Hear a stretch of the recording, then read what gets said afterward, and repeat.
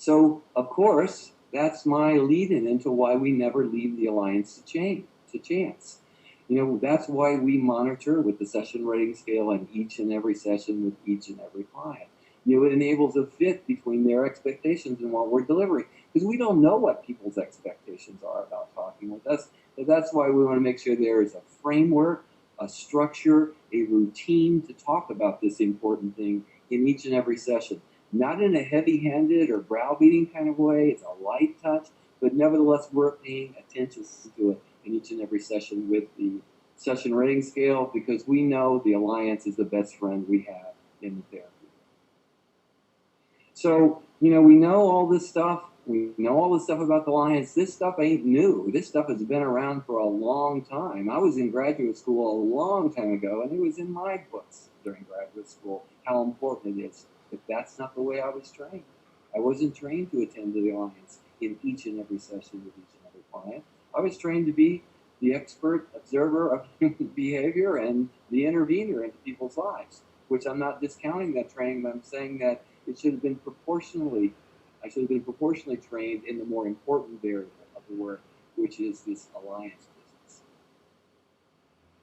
As I mentioned, people drop out, and they drop out, alliance is a big reason, so that's why we measure the alliance. When people don't come back, it's about a lot of reasons. One of them, of course, is they're not recognizing that the process is going to be helpful, and there's not that early bump of change that we talked about before. But the other reason is the alliance. And here's how we measure it. The simple 4-item scale that's translated exactly in the MyOutcomes system, and it just looks at those elements of the alliance. I felt, heard, understood, respected, or I didn't. We worked on and talked about what I wanted to work on, talked about what we didn't. Your approach is a good fit for me, or it's not. And overall, today was right for me, or overall, today something was missing. So it really gets at those essential elements of the alliance so they can be talked about in a forthright way with clients, in a transparent way, in a non-threatening way, in a friendly, accommodating way. It's a way to check in about these important variables.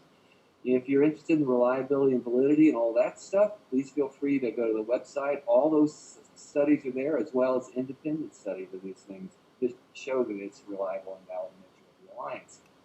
Now, the first thing that hangs people up, and that's why I call it the nuance of the SRS, is that because the cutoff is so high, 36 out of 40 is the cutoff on the session rating scale. Now, that seems bizarre. How could that possibly be? So that leads people to start saying things like, oh, it's social desirability. People want to please. Or they're misrepresenting their experience. They're dishonest, even people will go so far to say. If anything at all comes out of this today, the take-home message, I want it to be that you don't believe that anymore, because that is clearly not the case. And I hope that I can convince you of that. Because, the cool thing about the SRS is that a person will bring up a problem on the SRS long before they'll open their mouth and tell you. So they'll score you a 34 or a 35 on the SRS, but they won't tell you that something's wrong, but they will score you lower so you can try to explore it and find out what possibly could be wrong. So there's a fine amount of time.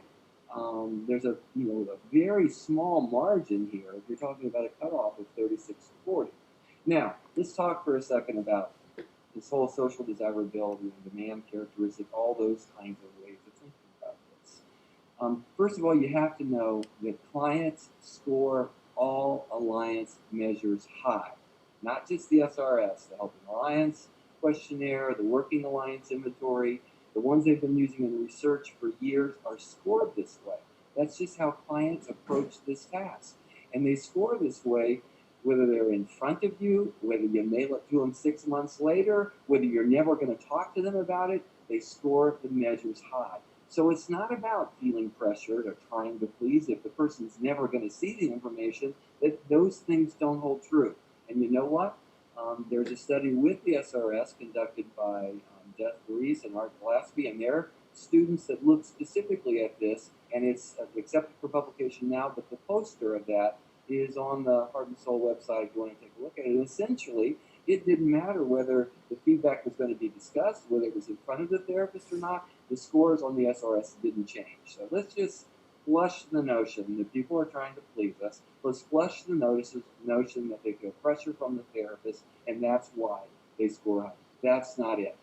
It's because it's difficult to give direct interpersonal feedback to people who are trying to help you, to people that are different socioeconomically than you, that are different from you, period. Let's face it,